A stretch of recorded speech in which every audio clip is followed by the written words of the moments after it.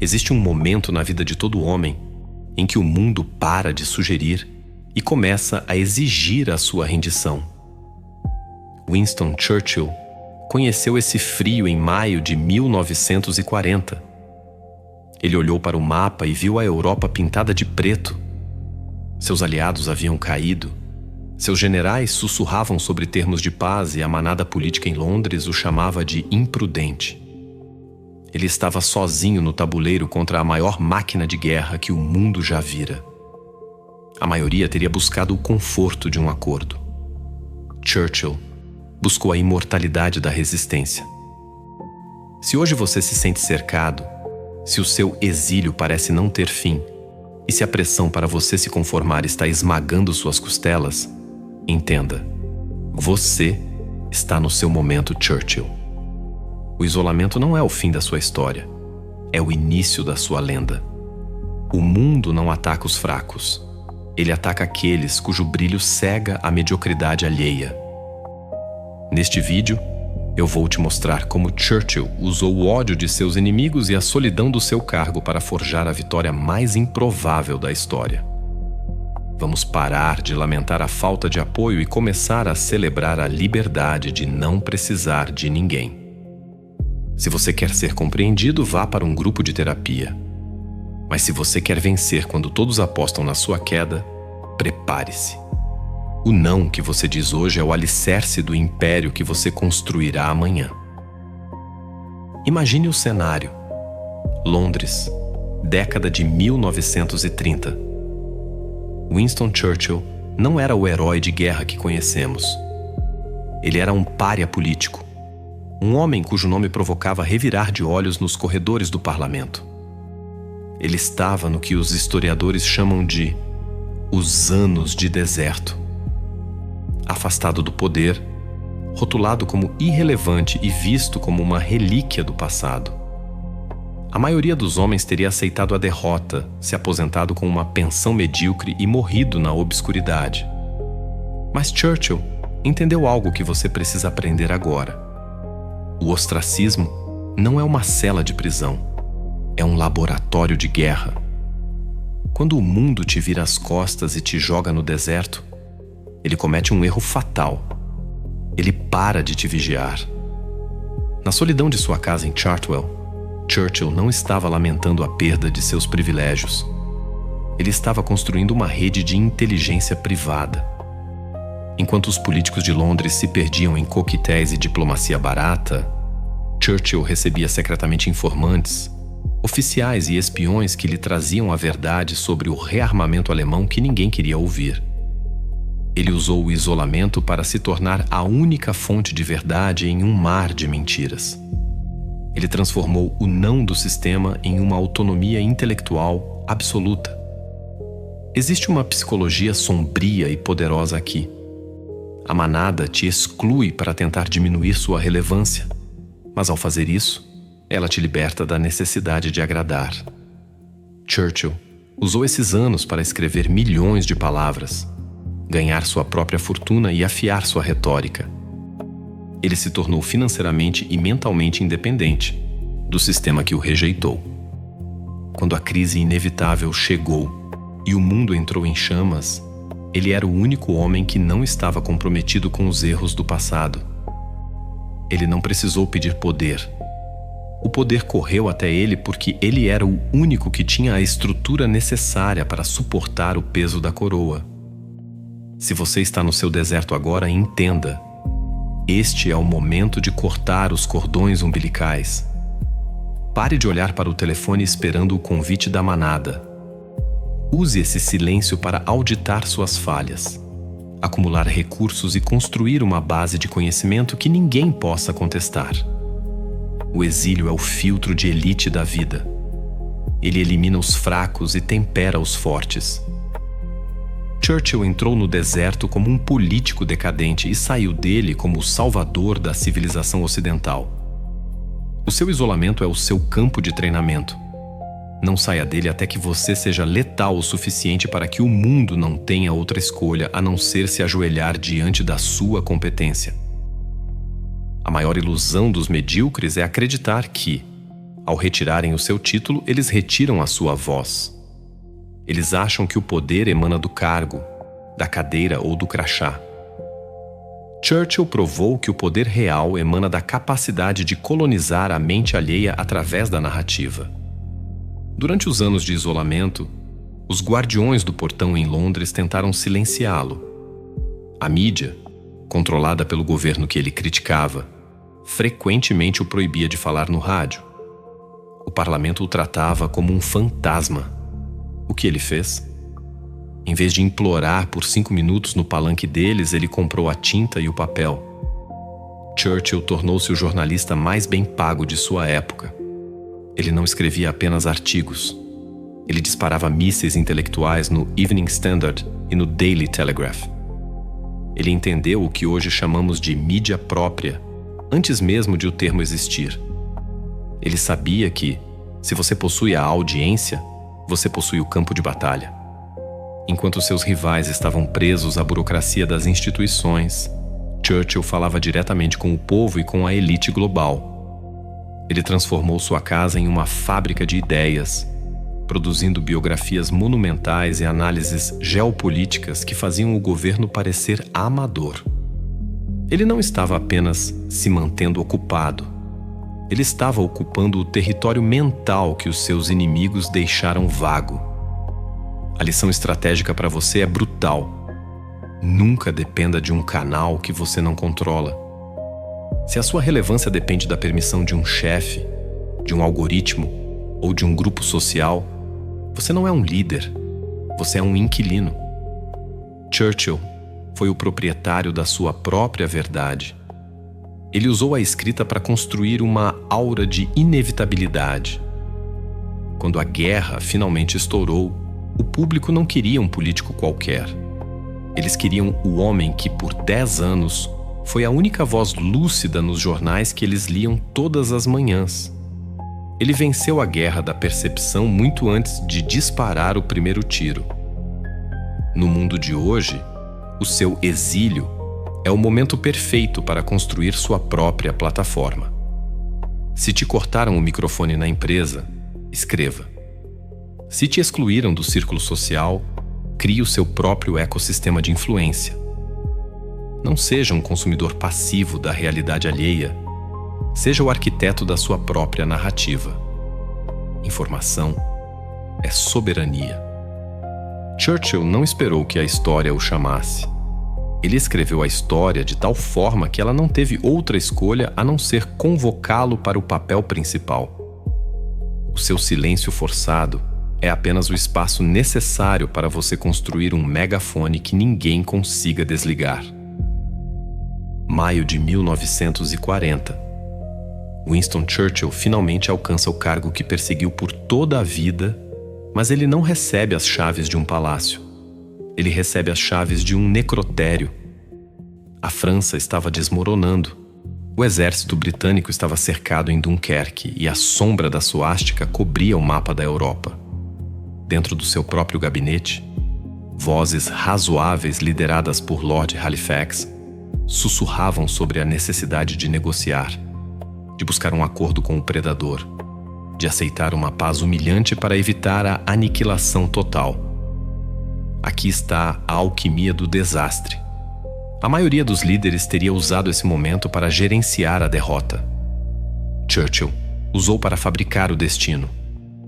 Ele compreendeu que o medo é uma energia bruta e que, se você não a domina, ela se torna o seu mestre. Em vez de oferecer promessas vazias ou conforto barato, ele lançou sobre a nação o peso da realidade mais crua. Quando ele prometeu nada além de sangue, lágrimas e suor, ele não estava apenas fazendo um discurso. Ele estava realizando uma operação de engenharia psicológica. Ao remover a esperança de uma saída fácil, ele forçou cada cidadão a encontrar uma fonte de poder interna que a paz jamais exigiria. Ele transformou um desastre militar em um épico espiritual. Ele sabia que quando você está cercado e não tem para onde correr, a única direção possível é para cima, em direção à própria grandeza. O ensinamento estratégico aqui é para os seus momentos de ruína pessoal. Quando sua empresa quebra, seu relacionamento termina ou sua reputação é atacada, a sua primeira reação é tentar remendar o que sobrou. Churchill ensina o contrário. Use as chamas para derreter a sua versão antiga e forjar algo que o fogo não consiga consumir. O desastre é o momento em que a máscara da conveniência cai e a espinha dorsal da soberania é testada. Churchill não venceu porque tinha mais tanques. Ele venceu porque transformou o isolamento absoluto da Grã-Bretanha na sua maior vantagem tática. Ele convenceu o povo de que ser o último bastião era um privilégio, não uma maldição. Não negocie com o seu destino quando ele parecer sombrio. No momento em que você aceita termos de paz com a sua própria mediocridade ou com aqueles que querem te ver ajoelhado, você assina a sua sentença de morte como indivíduo. A vitória de Churchill começou na sua recusa em ser razoável. No jogo do poder, o otimismo ingênuo é perigoso, mas o realismo brutal temperado com uma vontade inabalável é invencível. Quando o mundo estiver em chamas ao seu redor, não procure o extintor, aprenda a ser o incêndio. A verdadeira ameaça a um líder soberano raramente vem das fronteiras externas. Ela se esconde nas cadeiras estofadas ao redor da sua própria mesa de reunião. Enquanto a Alemanha se preparava para a invasão, Churchill enfrentava o que ele chamava de a seita do apaziguamento, dentro do seu próprio gabinete. Homens como Lord Halifax não eram inimigos declarados, mas eram traidores da vontade, operando sob o disfarce da prudência e do bom senso. Eles queriam negociar a sobrevivência em troca da alma da nação. Churchill sabia que, se tentasse vencê-los apenas com lógica parlamentar, ele seria tragado pela burocracia do medo. Ele utilizou, então, uma técnica de comunicação que chamamos de expansão do frame. Em vez de debater termos técnicos de tratados de paz em salas fechadas com 5 ou 6 homens poderosos e cínicos, Churchill decidiu mudar o campo de batalha. Ele convocou uma reunião com o gabinete alargado. 25 homens que não faziam parte do núcleo de decisão, mas que sentiam o pulsar das ruas. Ele não pediu a opinião deles. Ele lançou sobre eles a visão do que aconteceria se a Inglaterra se tornasse um estado vassalo. Ele descreveu a humilhação, o fim da liberdade e a destruição da identidade britânica. Ele usou a emoção bruta para criar um incêndio de patriotismo na sala. Quando ele terminou, os homens saltaram de suas cadeiras, gritando e batendo nas mesas, jurando morrer antes de se renderem. Com esse exército de apoio emocional, Churchill voltou para a sala pequena dos traidores internos. Ele não precisava mais discutir. Ele simplesmente sinalizou que a nação já havia decidido. Ele usou o apoio da base para silenciar a elite hesitante. Ele isolou os pessimistas ao mostrar que eles eram a minoria, não por lógica, mas por contraste de energia. A técnica aqui é o encurralamento moral. Você não ataca o argumento do traidor. Você torna o argumento dele social e moralmente insuportável. Você faz com que o desejo dele por segurança pareça a covardia mais vil diante da coragem coletiva. No seu tabuleiro pessoal, quando as pessoas próximas tentarem minar sua confiança com conselhos prudentes, que na verdade escondem o desejo de te ver estagnado, não discuta os detalhes. Não tente provar que o seu plano de negócios vai dar certo ou que sua mudança de vida é lógica. Em vez disso, projete a visão do seu destino de forma tão intensa e inabalável que a dúvida deles pareça pequena e ridícula. Churchill ensina que a comunicação de poder não serve para convencer o intelecto, mas para capturar o espírito. Quando você domina a frequência da coragem, os traidores da vontade não têm outra escolha a não ser o silêncio ou a retirada. O silêncio deles não é respeito. É a incapacidade de sustentar a luz que você decidiu carregar. Para Winston Churchill, a palavra não era um veículo de informação, mas uma unidade de combate. Ele entendia a psicologia da retórica como uma forma de hipnose coletiva, onde a escolha do vocabulário servia para alterar o estado de consciência de uma nação inteira. Churchill evitava termos técnicos, burocráticos ou abstratos que os políticos razoáveis adoravam. Ele recorria ao que chamava de palavras curtas, antigas e fortes. Em vez de falar sobre hostilidades prolongadas, ele falava de sangue. Em vez de esforço industrial, ele dizia suor. Ele resgatava termos de raiz anglo-saxônica, palavras que ressoavam no inconsciente coletivo e despertavam instintos ancestrais de sobrevivência. Sua técnica para desarmar críticos era a inversão do peso. Quando seus oponentes o chamavam de imprudente, ele não negava a imprudência. Ele a rebatizava como a única forma de coragem em um mundo de covardes. Ele usava a aliteração e o ritmo para criar uma cadência hipnótica, transformando discursos em hinos que tornavam a dissidência impossível.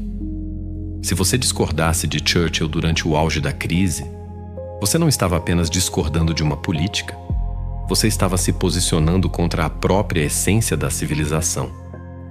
Ele encurralava seus críticos através de uma dicotomia absoluta. Ou você estava com a vontade indomável que ele personificava, ou você era uma nota de rodapé irrelevante na história da capitulação.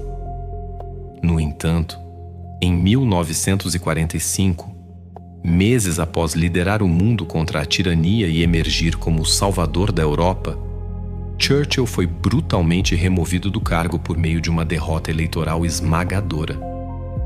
O povo que ele salvou o descartou. A gratidão, como ele descobriu, tem um prazo de validade curtíssimo no jogo do poder.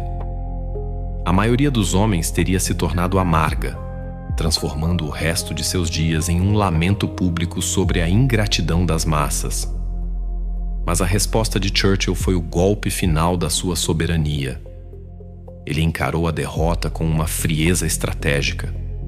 Quando sua esposa tentou consolá-lo, dizendo que talvez a derrota fosse uma bênção disfarçada, ele respondeu secamente: "Se for, está muito bem disfarçada." Mas ele não implorou. Ele não tentou se agarrar ao poder através de conspirações. Ele aceitou o veredito com uma dignidade que desarmou seus sucessores. Ele entendeu que sua função como o bulldog da guerra havia terminado e que a paz exigia burocratas, não guerreiros. O ensinamento para você é este: nunca espere gratidão por ser a pessoa que resolve o problema. O mundo te chamará quando o prédio estiver em chamas, mas te pedirá para sair pela porta dos fundos assim que o fogo for apagado, pois sua intensidade lembra a eles o medo que sentiram. Churchill lidou com isso voltando para o seu deserto, pegando a caneta novamente e escrevendo a história da guerra de modo que ele, e não seus críticos, tivesse a última palavra. Ele sabia que o poder político é temporário, mas o poder da narrativa é eterno. Ele venceu a ingratidão ao tornar-se indispensável para a memória da humanidade. O que Maquiavel teorizou no silêncio do seu exílio e Churchill executou sob o estrondo das bombas de Londres é uma verdade que a maioria prefere ignorar. Ser uma pessoa excepcional não é um presente, é um imposto. É o custo de abdicar do conforto do rebanho para aceitar a solidão do topo. Se você acompanhou esta jornada até aqui, você já não faz parte da maioria. Sua atenção é o sinal de que sua consciência despertou para o fato de que a segurança é uma ilusão e a popularidade é apenas o nome que os medíocres dão à conformidade. O indivíduo soberano é aquele que entende que o mundo só te aplaude quando você é útil, mas te descarta quando você se torna desnecessário.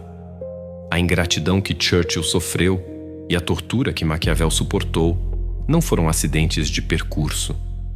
Foram o preço de entrada para a imortalidade. A provocação que deixo para você é profunda.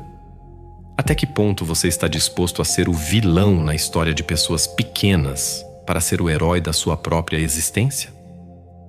A grandeza exige uma frieza que o mundo chama de crueldade, mas que nós chamamos de clareza. Você está pronto para ser odiado por ser autêntico, em vez de ser amado por ser uma cópia? Para selar este entendimento, deixe um manifesto nos comentários. Escreva apenas: "O deserto me forjou." Que essa frase sirva de farol para os outros outliers que estão assistindo em silêncio. Se este conteúdo ressoa com a sua busca por algo além do superficial, inscreva-se. Este não é um gesto automático, é uma escolha consciente de quem decide filtrar o que entra em sua mente. Aperte o botão de gostei, e quando o botão de hype surgir, pressione-o. Veja esse clique como um ato de resistência silenciosa, um pequeno gesto de ruptura com a passividade que consome o resto do mundo. É o seu sinal de que você não é mais um passageiro, mas o piloto da sua própria realidade. E se você sente que o raso já não te satisfaz e deseja mergulhar nas táticas que não podem ser discutidas abertamente, o convite para se tornar membro deste canal é o seu próximo desafio. Não é uma transação comercial, é um compromisso com uma filosofia mais profunda e um caminho menos confortável. É para os que escolheram a soberania sobre a submissão. E como a busca pelo autodomínio é uma estrada sem fim, o seu próximo passo inevitável está no vídeo que deixarei indicado agora. Nele, vamos explorar a próxima camada dessa armadura mental. O conhecimento é a única arma que ninguém pode tirar de você. Aprenda a amar o peso da sua própria exceção, pois é ele que impede que o vento da mediocridade te leve embora.